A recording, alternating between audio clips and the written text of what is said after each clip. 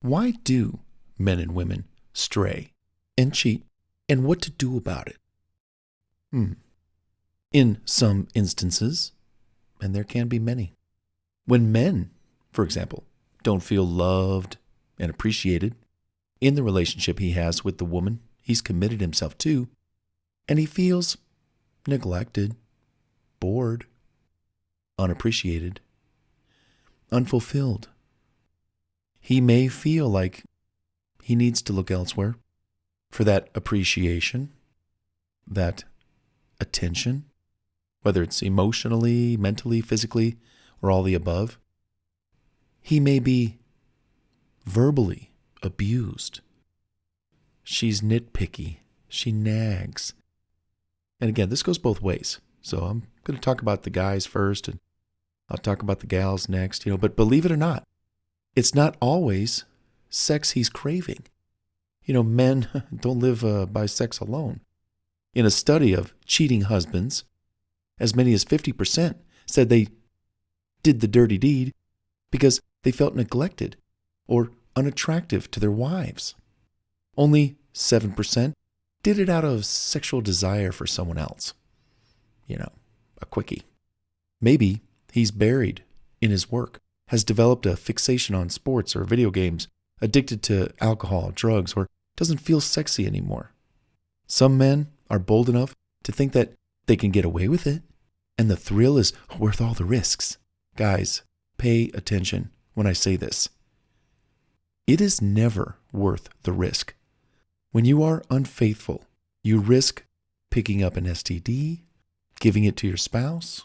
The damage from your fling, as short and quick as it may be, could be life-altering and will never be worth it. Think about the memory of her finding out. She'll have that on her mind for a lifetime. Not good, my friend. There may be times when his ego is bruised, causing lingering anxiety, and he can't escape the feelings that he has about himself. He no longer feels important to you, so he starts looking elsewhere for the intimate and immediate gratification that he craves and needs. Maybe he feels underappreciated again and doesn't know where he stands with you. Maybe she's accusing him of cheating when in fact he isn't. Y'all need to talk. She's convinced that no matter what you say, you're being unfaithful, so you decide that you might as well be doing what you're accused of, which is no justification. In a recent survey, 92% of men said that sex was not the primary reason they strayed per se, while there are many reasons why men stray. Most cited that some emotional disconnect as a cause for straying occurred. To avoid this, couples need to work together to meet each other's needs, and they got to check in. Hey, how you doing this week? How you doing this month? How you doing this quarter? How you doing this year? Spell it out. Put things on the table. Talk openly and candidly, because this is important to you both. You've got nothing to lose and everything to gain by just speaking what's on your mind. And of course, women also cheat for similar and other reasons. Know that the same rules apply to both of you. It can end a relationship. It can end a marriage. Think about the effect on the children, having to live with the aftermath or rumors, talk around town, school, family, work. Talk things out before it happens, because it's absolutely worth it in the long run. You will get through this with grace, forgiveness, and genuine healing. Just get down on your knees and say to the loved one of your life, I'm struggling. I need help. I don't want to go do something that I would be ashamed of and I would regret for the rest of my life. Can we talk? Women cheat for their reasons. And I've actually been approached by it was two husbands whose wives cheated on them. And I got to talk to both of them. And in one instance, one of the wives came to me and said, Bart, I'm so glad we talked. I'm going to tell my husband to talk to you, because he was really mad at her. And it was as if neither of them had anyone to go to defuse the situation, what was on their mind, their hearts. But she had enough faith to come to me and talk about it. And so it was very interesting where she went and told the husband what I told her to say to him.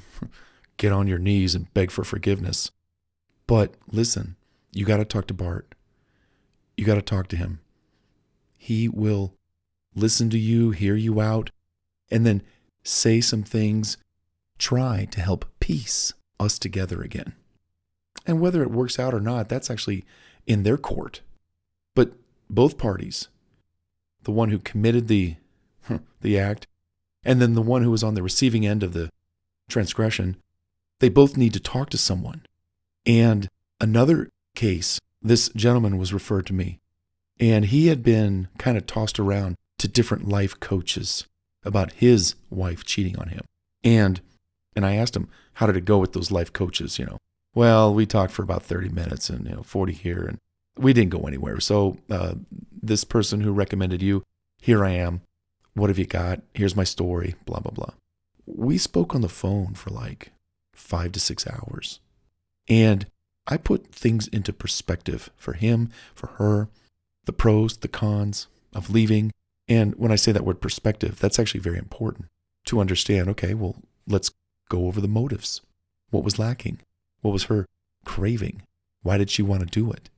And in both cases, I would say that the husband and wife team talked things out and realized where the fault was, the problem. And they discussed it. And with some healing and some time, they were able to save their marriage.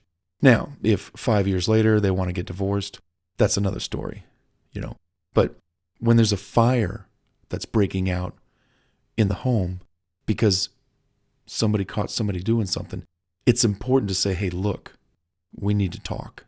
I did something I'm ashamed of. I may have hurt you. I think I have. I did. I'm on my knees. What can we do about this?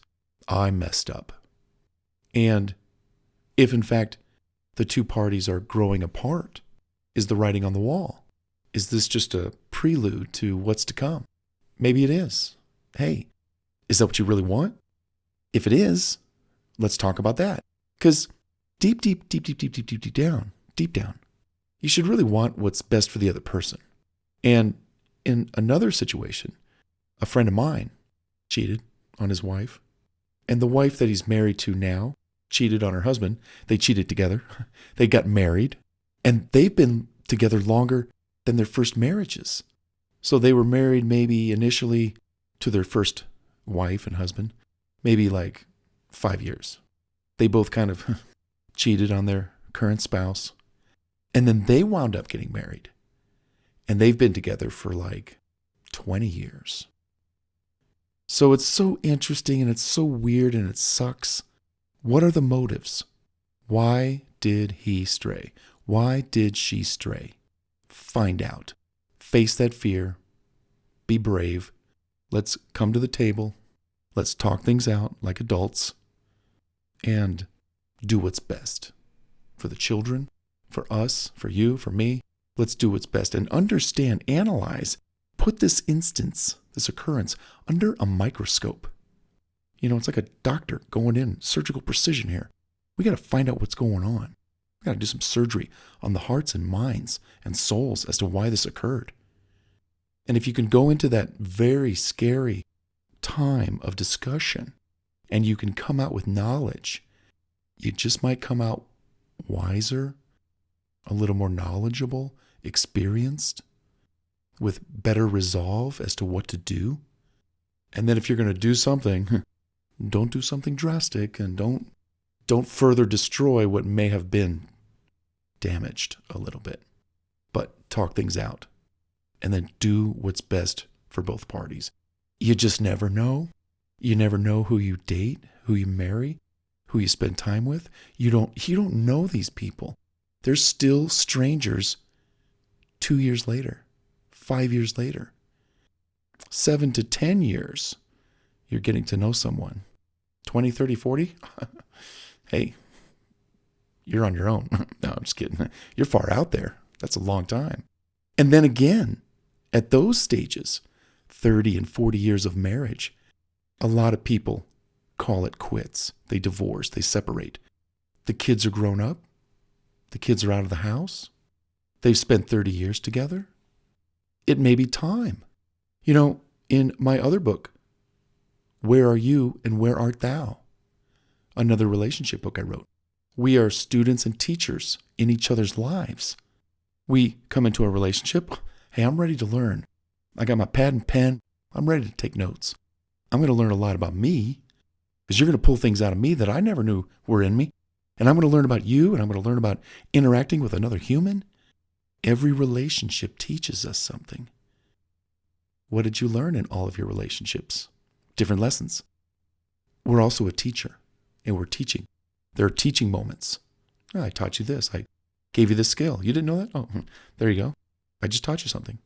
And there are times when relationships end. And I talk about that too, heavily. All relationships come to an end. 1 year, 2 years, 3, 5, 10, 20, 40. All relationships come to an end for whatever reason. They just do. And if we accept that, hey, I'm dating you now, I'm married to you now, we're going to have some kids now, but one day you're going to pass on. Or you're going to get extremely ill, and I cannot take care of you because I just don't know how. Or I don't have the money. And you've got to go into a very special care facility so that they can take care of you properly. The kids are grown. They're gone. They got their own lives. They don't need us anymore. I want to go be a monk over in the Himalayas, I don't know, whatever. We just don't know what's going to happen to our lives 10, 20, 30 years down the line. We hope that we are the best to the other person.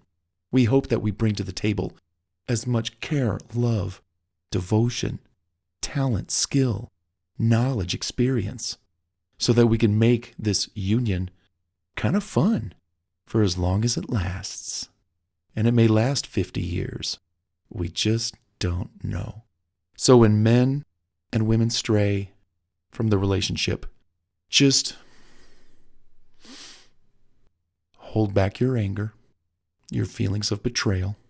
Just put them on the side for a moment and listen to the other person as to, okay, why did you do this? I want to know why, and I'm here to listen. Because usually an act like that is a call out for help of some reason. So instead of me reacting like, that's it, I'm out the door, I'm leaving you, take a moment before you do that and address the situation for what it is. Why did you do that? Did I do something wrong? Did I push you out? What's wrong? Do you have issues with something? Speak to me. If you did what you did and you felt you had the right to do that, which you did not according to our vows and commitment, if you feel you had the right to do that, I have the right to know exactly why you did it.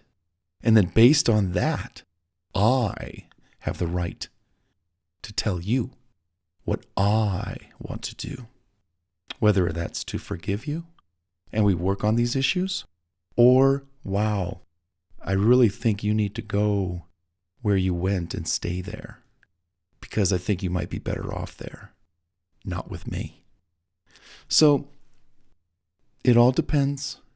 Let's hear the reasons and let's respond and react accordingly with the idea that we do want to stay together. I do want to keep us together. Yeah, you effed up. It's kind of like taking the car out and damaging it and just causing all these problems. In fact, and I say that, but here's the thing. Someone could take the car out, get drunk, get into an accident, and kill someone. That too is painful and extremely horrible. What would you do in that situation? Again, you would say, okay, I'm really upset, but what happened? Why did you do this? I will decide if I still love you, still stay with you, or I think where you're going to be away for 15 years. Crazy. Guys, gals, be good to each other. If you feel tempted to go do this, to stray, just stop in your tracks and say to yourself, what pain would I rather feel? The pain of approaching my significant other and saying, I think something is about to happen. I'm tempted, but I don't want to do it. Can I talk to you? Yes. I'm glad you came to me first. Let's talk. What is there something I could do to help you not do that? And versus, the pain of sharing before it happens, or the pain of sharing after it happens. You choose which one you want. I know what I would do, not that I'd ever be in that situation, but the point is I would say, hey, I got some problems in our relationship. We need to talk. Because my mind, it's thinking outside the house. I want to leave. I'm not happy here. There's temptations out there. I don't want to act on them before I talk to you. I want to talk to you. I want to tell you everything on my mind. I want to lay everything out on the table so you can decide, well, why don't you then go do that? Because I think I'm feeling the same thing you are. But I'm glad you came to me and you talked to me about this before you did it. It shows you have respect for us before we both decide, yeah, maybe we should part. That's all I'm saying. Why do men and women stray? There's 1,000 reasons why. But before you go and do it, why don't you own up and talk to the one in your life to say, hey, before this happens, I kind of want to just tell you what's on my mind and what's going on in my heart. Can we talk?